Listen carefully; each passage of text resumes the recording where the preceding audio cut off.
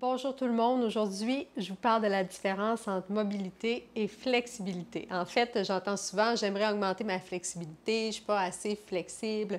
Même, je ne peux pas faire du yoga, je ne suis pas assez flexible pour faire du yoga.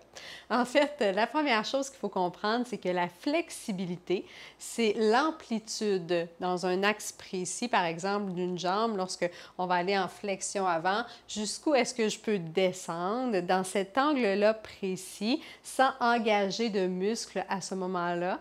Donc, jusqu'où je suis capable de me rendre, c'est la flexibilité. Lorsqu'on parle de « j'aimerais être plus flexible », souvent, on ne fait pas nécessairement référence à ça. Oui, parfois, on va vouloir être capable de faire une flexion avant.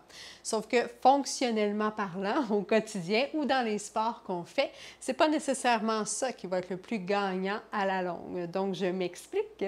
Lorsqu'on parle de mobilité, c'est souvent ça qu'on va vouloir aller chercher davantage et c'est souvent ça qu'on travaille en fait avec le yoga plus actif, la mobilité.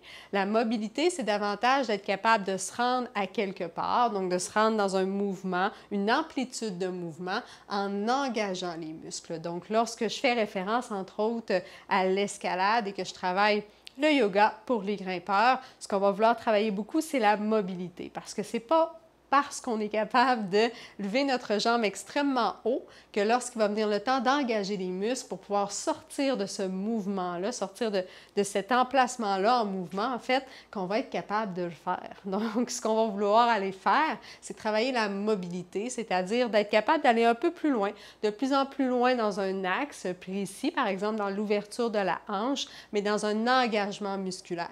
C'est ce qui va faire que lorsqu'on va monter, par exemple, le pied à notre main, le pied plus haut, on va être capable de se rendre, mais en plus, on va être capable d'engager les muscles pour pouvoir sortir de ce mouvement-là. Donc, ce n'est pas tout à fait la flexibilité qu'on va vouloir travailler, puis souvent, on se trompe entre les deux, puis on va se mettre à travailler les étirements à outrance jusqu'à en avoir mal. Des fois, c'est pas très bon, premièrement, pour le corps, mais on va vouloir aller chercher une amplitude très vite. Ah, parfait, je dépose mes mains au sol, mais quand il vient le temps d'utiliser cette amplitude de mouvement-là, ah, ben on ne comprend pas pourquoi est-ce qu'on n'est pas capable d'être dans un mouvement très bas, puis de pousser, puis se lever sur une jambe, par exemple.